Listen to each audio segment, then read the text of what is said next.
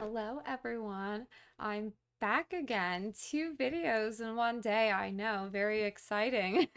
But I wanted to talk about this, I think is very important. The situation going on with Odysee, which you guys know is an alternative, YouTube alternative platform that I've been using for a while now, and Omegle. And I'd like to use it to talk about the broader issues I think that we face with the internet generally. Ah, I'm sorry.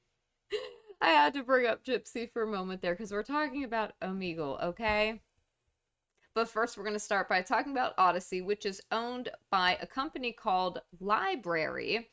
Library tweeted out, it looks like Odysee is going up for auction and interested parties need to contact the seller by 4 p.m. tomorrow. Notice of public disposition of collateral under Uniform Commercial Code. So this is it's dated October 23rd, 2023. So Odysee went up for auction, and if I understand correctly, that auction closed. I do not know what the result of it was, though, or who ended up purchasing Odysee. I don't know if anybody knows that information yet, or if that is what indeed happened.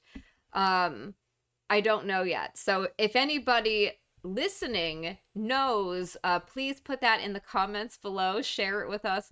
Let us know. But anyways, the notice says, take notice that pursuant to section 9-610 of the UCC and certain loan documents, this is notice that Space Odysee Inc., the lender, will conduct a public sale of the assets of Library Inc., the borrower, including without limitation the borrower's 100% equity interest in Odysee Holdings Inc., a Delaware corporation, which is a decentralized online video platform that will continue to be operated to be held in person at the offices of Pulcinelli PC, and they give this address on November 16, 2023. Oh, okay, so it hasn't happened yet. Stating starting approximately 10 a.m. Unless rescheduled at or prior to such sale, which you may attend. The deadline to provide a bid on the assets is November 9. Yeah, so the deadline already passed. That's what passed. If you wish to inquire about further details, it says contact this lawyer. So this was posted, and I thought that's concerning. And this is Graf. He is the administrator of a Fediverse instance called Post. And he says, I'd like to issue a warning to all of you that if this ends up in somebody else's hands, it's likely going to be a not nice time. There's nobody who wants to buy a quote-unquote alt-right streaming platform for any reason other than they support the cause or they want to turn your data over. It would be wise for all of you to stop using Odysee, purge data you can from the site, change emails on accounts before the auction takes place in a week.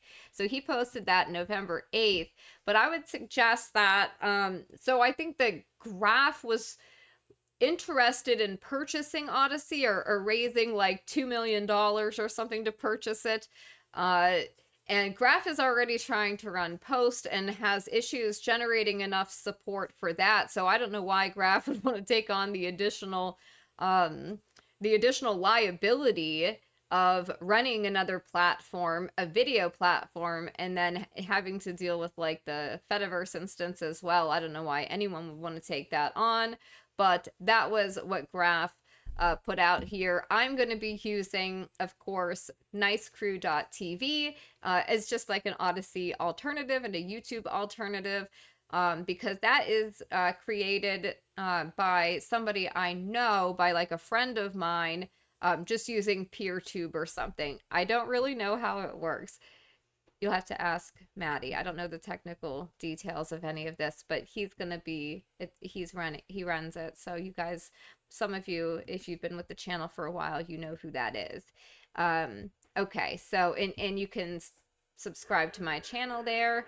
But this is just like really concerning, you know, that this is happening. Library is winding down. The library network is unaffected. Odysee and other assets will undergo a legal process to satisfy debts, but Odysee has a bright future ahead. Thank you to everyone who fought with us for online freedom. A final goodbye post is in the first reply. So they're saying they're winding down operations. And remember that Odysee Library is connected to cryptocurrency. From what I understand, it's somehow set up on a blockchain or whatever.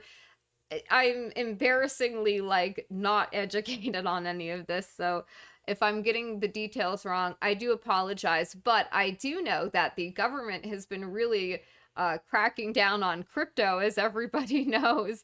And if you've been following the channel, the second channel, which I've got to start posting on again when I have time. This is a good reason to, it's a good excuse to talk about some of the reasons why I haven't been posting content a lot, you know, while we're talking about this stuff. And part of the reason is because, number one, it is just depressing to see things like this, like that we don't really have great viable alternatives. We do have Rumble. But that's it. And they don't have the best user interface. That's been a huge problem, is just getting people to transition from one to the other.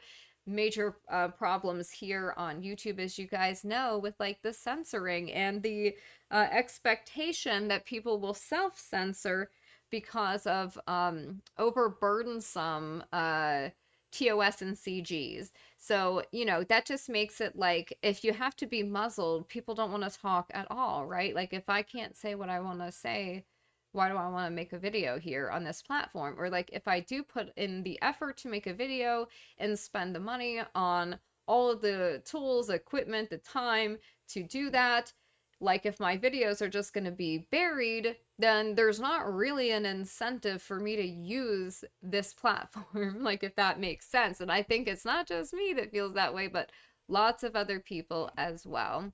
Now, moving on to Omegle.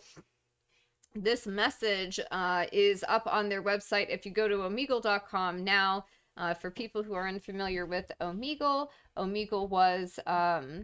It was basically a place where you could go and you could kind of be just connected with random people, which was super cool and unique and innovative and fun. You know, it was a good idea, but they have a message here. Omegle had been around since 2009 and is now being shut down completely, unlike Odysee that is just being sold to somebody else, you know, and it's supposedly going to still be running. We just don't know who's going to be operating it now, and it could of course be purchased by people who are just going to shelve it, like maybe even a competitor, right? Like a YouTube. Maybe YouTube would purchase it and then shut it down so that they don't have competitors anymore. Like that could happen. That's a possibility. I'm not saying it's going to happen, but Omegle is being just completely shut down altogether.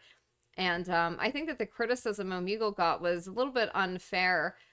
Quote, "Of all tyrannies, a tyranny sincerely exercised for the good of its victims may be the most oppressive. It would be better to live under robber barons than under omnipotent moral busybodies. The robber baron's cruelty may sometimes sleep. His cupidity may at some point be satiated. But those who torment us for our own good will torment us without end, for they do so with the approval of their own conscience." A quote from C.S. Lewis.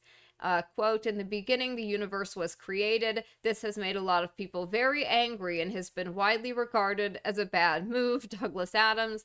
And it begins, "Dear strangers, from the moment I discovered the internet at a young age, it has been a magical place to me. Growing up in a small town, relatively isolated from the larger world, it was a revelation how much more there was to discover, how many interesting people and ideas the world had to offer." I agree with that statement. Like, I am 35, so quite old, and I remember the early days of the internet that was very different than the safe and sanitized internet that we have today. So I remember that. He says, as a teenager, I couldn't just waltz onto a college campus and tell a student, let's debate moral philosophy. I couldn't walk up to a professor and say, tell me something interesting about microeconomics, but online I was able to meet those people and have those conversations. I was also an avid Wikipedia editor. I contributed to open source software projects, and I often helped answer computer programming questions posed by people many years older than me. In short, the internet opened the door to a much larger, more diverse, and vibrant world than I would have otherwise been able to experience, and enabled me to be an active participant in and contributor to that world. All of this helped me to learn and to grow into a more well-rounded person. Moreover, as a survivor of childhood SA, I was acutely aware that anytime I interacted with someone in the physical world, I was risking my physical body. The internet gave me a refuge from that fear. I was under no illusion that only good people use the internet, but I knew that if I said no to someone online, they couldn't physically reach through the screen, hold a weapon to my head, or worse. I saw the miles of copper wires and fiber optic cables between me and other people as a kind of shield, one that empowered me to be less isolated than my trauma and fear would have otherwise allowed. I launched Omegle when I was 18 years old, still living with my parents. It was meant to build on the things I loved about the internet, while introducing a form of social spontaneity that I felt didn't exist elsewhere. If the internet is a manifestation of the quote-unquote global village, Omegle was meant to be a way of strolling down a street in that village, striking up conversations with the people you ran into along the way. The premise was rather straightforward. When you used Omegle, it would randomly place you in a chat with someone else. These chats could be as long or as short as you chose. If you didn't want to talk to a particular person for whatever reason, you could simply end the chat and, if desired, move on to another chat with someone else. It was the idea of meeting new people distilled down to almost its platonic ideal. Building on what I saw as the intrinsic safety benefits of the internet, users were anonymous to each other by default. This made chats more self-contained and made it less likely that a malicious person would be able to track someone else down off-site after their chat ended. I didn't really know what to expect when I launched Omegle. Would anyone even care about some website that an 18-year-old kid made in his bedroom in his parents' house in Vermont with no marketing budget? But it became popular almost instantly after launch, and grew organically from there, reaching millions of daily users. I'm going to just input a comment here. I kind of think it's interesting when we always hear these stories about like this. So, and I'm not saying Omegle's anything like the Silicon Valley tech giants, but it's always like, oh, you know, it was just a young kid with a dream in his garage that created Google or whatever, and it's like, really? No, Google has its origins in a joint CIA, NSA research grant, so you know what I mean. But anyway, like the myth of like, you know, the self-made founder and genius, whatever. I just kind of think that's funny. But anyways, I'm not saying that's the case with his story. I believe it because Omegle never became something like you know, a Facebook or whatever, or Google for that matter. But I think that's kind of silly. Anyways, it became popular almost instantly after launch and grew organically. I believe this had something to do with meeting new people being a basic human need, and with Omegle being among the best ways to fulfill that need. As the saying goes, if you build a better mousetrap, the world will beat a path to your door. Over the years, people have used Omegle to explore foreign cultures, get advice about their lives from impartial third parties, and to help alleviate feelings of loneliness and isolation. I've even heard stories of soulmates meeting on Omegle and getting married. Those are only some of the highlights. Unfortunately, there are also lowlights. Virtually every tool can be used for good or for evil, and that is especially true of communication tools due to their innate flexibility. The telephone can be used to wish your grandmother happy birthday, but can also be used to call in a BOMB threat. There can be no honest accounting of Omegle without acknowledging some people misused it, including to commit unspeakably heinous crimes. I believe in a responsibility to be a quote-unquote good Samaritan and to implement reasonable measures to fight crime and other misuse. That is exactly what Omegle did. In addition to the basic safety feature of anonymity, there was a great deal of moderation behind the scenes, including state-of-the-art AI operating in concert with a wonderful team of human moderators. Omegle punched above its weight in content moderation, and I'm proud of what we accomplished. Omegle's moderation even had a positive impact beyond the site.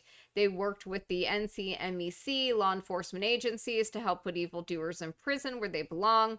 There are people rotting behind bars right now, thanks in part to evidence Omegle proactively collected against them and tipped the authorities off to.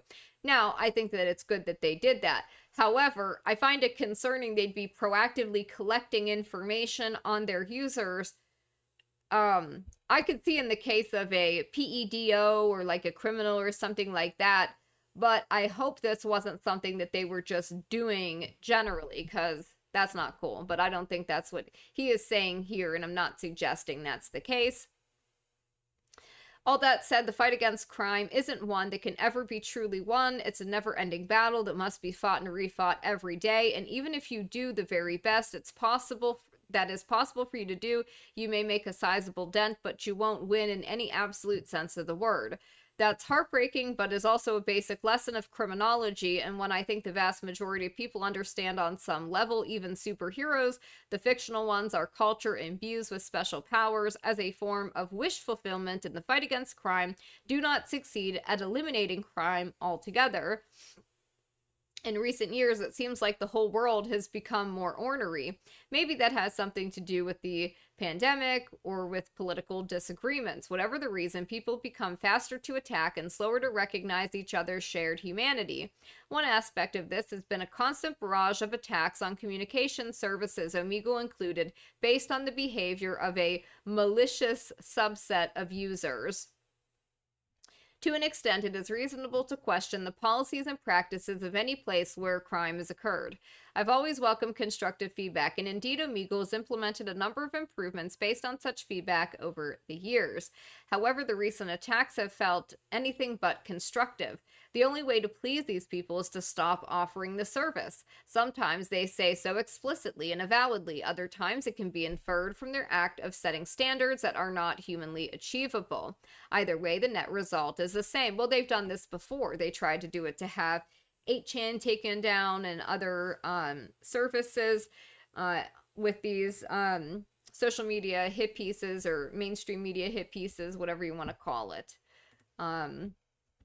Omegle is the direct target of these attacks. Their ultimate victim is you, all of you out there who have used or would have used Omegle to improve your lives and the lives of others. When they say Omegle shouldn't exist, they are really saying that you shouldn't be allowed to use it, that you shouldn't be allowed to meet random new people online. That idea is anathema to the ideals I cherish, specifically to the bedrock principle of a free society that, when restrictions are imposed to prevent crime, the burden of those restrictions must not be targeted at innocent victims or potential victims of crime. Consider the idea that society ought to force women to dress modestly in order to prevent R. One counter-argument is that Rists don't really target women based on their clothing, but a more powerful counter-argument is that irrespective of what Rists do, women's rights should remain intact. If society robs women of their rights to bodily autonomy and self-expression based on the actions of Rists, even if it does so with the best intentions in the world, society is practically doing the work of Rists for them. Fear can be a valuable tool, guiding us away from danger. However, fear can be a mental cage that keeps us from all the things that makes life worth living. Individuals and families must be allowed to strike the right balance for themselves based on their own unique circumstances and needs. A world of mandatory fear is a world ruled by fear, a dark place indeed. I've done my best to weather the attacks with the interest of Omegle users and the broader principle in mind. If something as simple as meeting random new people is forbidden, what is next? That is far and away removed from anything that could be considered a reasonable compromise of the principle I outlined. Analogies are a limited tool, but a physical world analogy might be shutting down Central Park because crime occurs there, or perhaps more provocatively, destroying the universe because it contains evil. A healthy, free society cannot endure what we are collectively afraid of each other to this extent. Unfortunately, What is right doesn't always prevail. As much as I wish circumstances were different, the stress and expense of this fight, coupled with the existing stress and expenses of operating Omegle and fighting its misuse, are simply too much.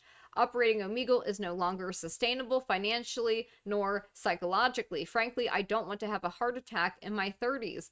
The battle for Omegle has been lost, but the war against the internet rages on. Virtually every online communication service, and this last part I think is the most important part of this, although I don't really appreciate his plugging of the EFF because I don't think that they actually do much. They were part of the attacks on places like 8chan, from what I recall, if I understand correctly. And I may be wrong. If so, you know, please correct me, but I just think that's kind of silly. The battle for Omegle has been lost, but the war against the internet rages on. Every service is under the same kinds of attack as Omegle, and while some of them are much larger companies with greater resources, they all have their breaking point somewhere. I worry that unless the tide turns soon, the internet I fell in love with may cease to exist, and in its place we will have something closer to a souped-up version of TV, focused largely on passive consumption, with much less opportunity for active participation and genuine human connection. If that sounds like a bad idea to you, please consider donating to the EFF. An organization that fights for your rights. Oh, really? From the bottom of my heart, thank you to everyone who used Omegle for positive purposes and to everyone who contributed to the site's success in any way. I'm sorry I couldn't keep fighting for you. Sincerely, Leaf K. Brooks, founder of Omegle. And yeah, so here they are after 14 years. 14 years is a long time.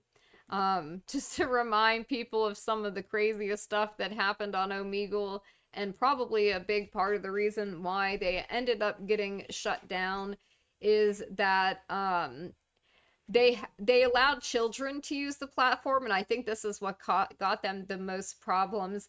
It's supposed to be like parental, from what I understand, and again, I could be wrong, that if you were 13, you could use the site as long as you were supposed to have like parental supervision or something like that, but there's no real way to like make sure that that's happening. But you have to ask, like, what are parents doing that are allowing their children to use this stuff without being monitored?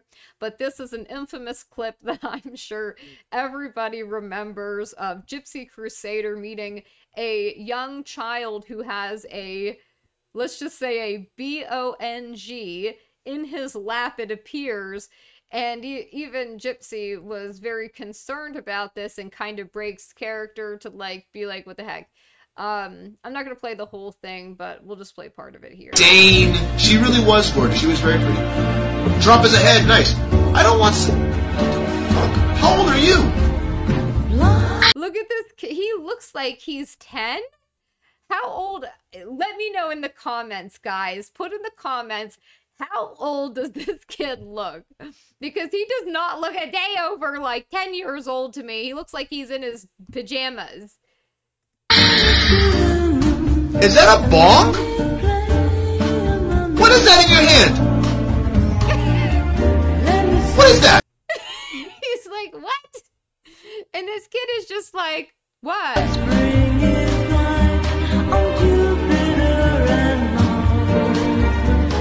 Yeah, that happened. So I think it was things like that that caused Omegle problems, really. I don't know, though, if it would have been any better if they did implement something where you had to be like 18 years of age or older to use the site.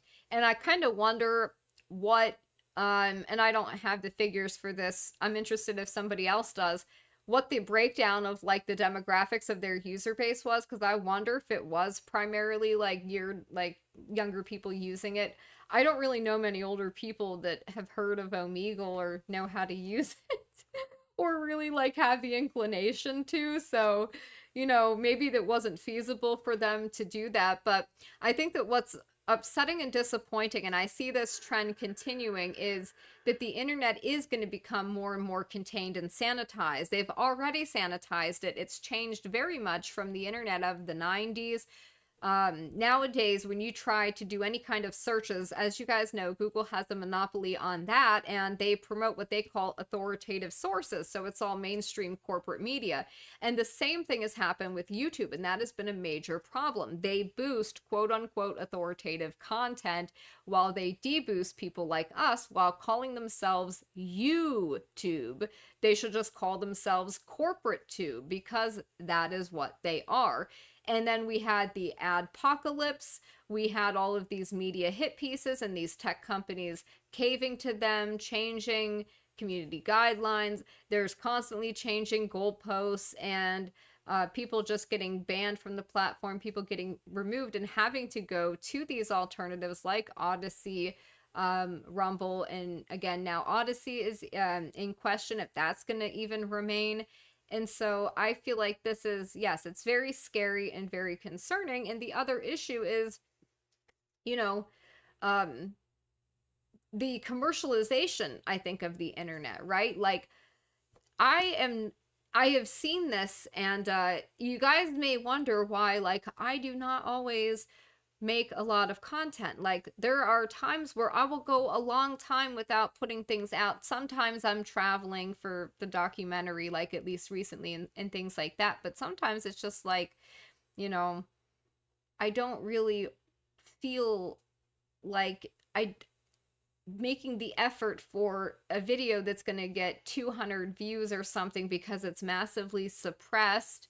And, you know, it's like not worth the time and the effort to do that. Like, not only that, but I've seen too, because I don't see it like content creation as being like a career, because the financial incentives make it so that, and I've seen this, I've watched how people will create a channel for whatever reason, maybe something they do goes popular, viral, or blows up. They get a little bit of like attention, right? And their channel starts to grow.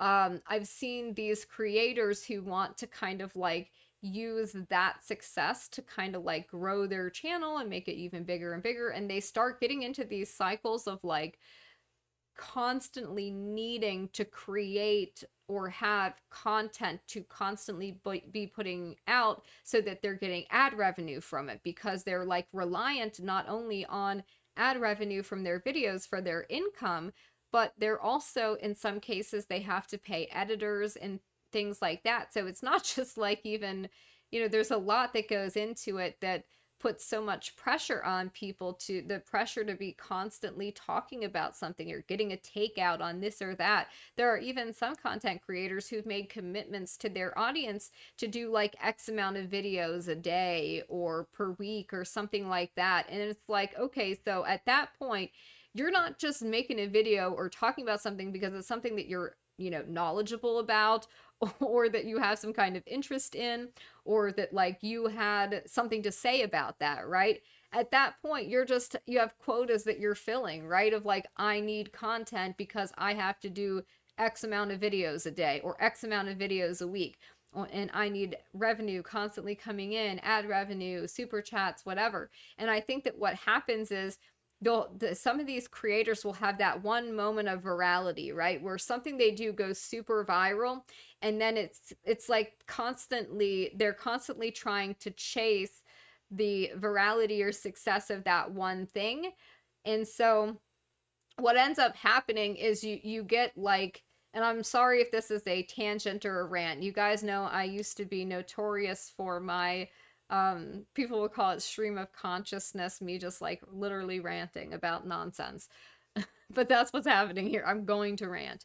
Like, you know, it gets to the point where these people everything is financialized with the platform, and they're making videos now, not because they're interested in it or it's something they want to talk about, but they're trying to reach and maintain something that cannot be maintained. Like, oh, I went viral this one time, so now I want to keep going viral. And then when you have all of these creators on the platform all doing the same thing, what you end up getting is this oversaturation of people trying to hijack the algorithm. And this is because of the way the algorithm works. If somebody does a video that goes viral on a topic, everybody else starts wanting to do videos on that topic because that one went viral. It'll recommend other ones. So then other people start talking about that and making videos on it. And then you get people that are kind of copying other creators and basically just ripping off their video, but making their own version of it. And then at that point, it's like, okay, so why do we need to have thousands of people all rushing to have a comment on this because one video went viral and everybody wants to ride that gravy train? I just think that that is part of the reason why our society is falling apart and things are so toxic anyways. Think about these YouTubers who have been, this has been talked about recently, these YouTubers who like to do these weird pranks and the kinds of crazy things that they'll do chasing like viral content, and some of the dangerous things they're doing, like doing pranks on people where you're pretending that you're carjacking them or something. Like, these people could get themselves or somebody else seriously injured or killed, and then they are doing things that because they're doing these dangerous things, it does cause like other problems for other people on the platform that aren't doing those things. You know what the saying, everyone knows the saying, this is why we can't have nice things, right? Because the few have to ruin it for the many. But it is more than that. It is the way that YouTube as a company, their culture and what they promote. They have promoted predators like, what's that guy's name? James Charles, the makeup beauty guru who could not stop attempting to groom underage minors in DMs. And you know, like Susan Wojcicki went to his house like in person, you know. So this has been an issue with them for a while. The latest is Sniper Wolf and how they continue to you know, give her basically the benefit of the doubt. In any other channel that would have been gone doing all the things that this woman has done, she remains there, and YouTube consistently promotes her because she makes a lot of money for them. And so I just feel like I don't want to be part of stuff like that, and I don't know anybody that would. And I think that's why the platform is so bad, on top of all the other issues with their boosting of corporate content and you know, getting everybody off of the platform, running people off, overburdensome community guidelines, making it so that when things are happening, people are scared to talk about them, or they can't talk about them, or they can't talk about them in the way that they want to talk about them, or they have to self-censor, or they have to use acronyms, or they have to use code words, or it just becomes very tiresome. And I think everybody's tired of it. You know, YouTube is destroying itself as a platform. I don't think it'll be around for much longer. And so I'm always shocked when I see these Zoomers, these young kids saying things like they want to be YouTubers when they grow up. And I just think to myself, like, I don't think it's going to exist in 5 years. Like, maybe it will, but it's fallen off a long time ago. Like, has anyone noticed any new features coming out that are good, or any actual improvements that have happened at YouTube lately? Any real innovation? No, we still have that horrible countdown music when we're premiering videos. You'll know if you watch the premiere to this one. Like, come on. And it's just endless. If I start ranting now, I'll never stop. But people who support my work know that they support me putting out videos whenever I feel like it. I will not commit to a time standard for people. I'm not committing to, I'm going to do X amount of stuff per day, because I do not want to turn into people that I see who burn themselves out. And you could just tell, like, I don't know, I don't have a lot of stuff that I want to talk about sometimes. And there are times that there's something I want to talk about, but I don't feel like it's enough to do a full video on, so I end up just not talking about it. And maybe, I don't know, maybe I'll change that at some point, but I don't know, it's just very difficult. Like, everything is crazy right now, and I feel like it's not fun when it's like this. It's not fun for anybody. And I'm sure you guys have that same fatigue as well, of every time you open the YouTube app, you used to see things that were interesting. You used to be able to find things like doing searches for certain topics, historical topics, whatever. Like, now, you all know, when you search for things, all you get is corporate nonsense and garbage, and you have to go through pages and pages and pages of that just to find anything interesting. And even then, the searches are not for what you're even looking for. The research results, the results for what you're looking for don't match what you're looking for. Like, it's just so frustrating. And I know everybody has experienced that. Moreover, the stagnation of channels. My channel has been stuck on 12.9K subscribers for so long now, and there's a reason. So there's a reason for that. Like, there's no growth on these platforms. It is just stagnation unless you are willing to essentially prostitute yourself out for you know, whatever's advertiser friendly, or you know, having sponsors on your channel or whatever. And this is not to knock on anybody that does that. I know exactly how hard it is, and in order to do this and to continue to do it and to get the truth out to people, yeah, sometimes you have to do things that maybe you don't necessarily want to do for the greater good. And I can understand that, and I'm not knocking it. I'm just saying, personally, I find it hard to swallow. You know, I just want to be myself. I just want to be a person in my basement talking about the things I want to talk about. Yeah, and that's like it. You know, I don't ever want to be somebody that is just constantly like looking and needing things to talk about to like meet these imaginary self-imposed quotas or whatever. Like, it's not gonna happen. And there's another thing about this that I think I've learned too, and this maybe just comes with age. Like I said, you know, you guys know how old I am. I think that part of this is like, you know, I'm old enough to recognize I don't always have like insightful things to say about things that I'm not an expert on. If it's something that like I am interested in and I put in the time to research, I'll cover it. But when things are just happening in the news very quickly and people are rushing to get comments out, often those videos don't stand up over time because the information's constantly changing, and by the time like maybe the truth comes out, now you have to update that because what you thought at the time this first happened isn't like it's ever evolving and changing. And so I just feel like, I don't know, I just like to do my own thing. There, I can't be like defined, I guess. So yeah, I guess the feeling I have is I'm very concerned about the future of the internet. I'm concerned they're going to shut the internet down as we know it, and that they will come out with like a newer version, like Internet 3.0, that is going to be completely, you know, tied to like carbon credits or whatever. You know, I don't think it's going anywhere good, and I wish more people would talk about this stuff, and kind of like wake up to it, you know, and do something about it. But it may already be too late. But anyways, I'm interested, you know, what do you guys feel about this? Have you noticed the same things that I'm noticing with like everything out there is just crap, like nothing's good, not even TV shows, movies. Like, I just find myself feeling like I'm not interested in watching anything, and I find so many things just like not authentic or genuine, and I find that upsetting. Like, I'm more interested in reading again. I don't know. It's just like, it's just a weirdness. But I want to know what you guys think. Have you noticed the same things? Everything is like bad, not interesting, boring, falling apart. Now we're losing the alternative tech platforms. I think more stuff like this is going to happen in the future too. I think that might get worse. So I think it's also another takeaway from this, and I'll close it out on this to leave it on a positive note.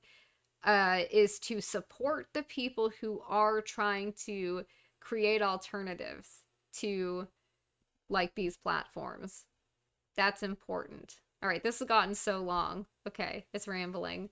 All right, bye everybody. Whee!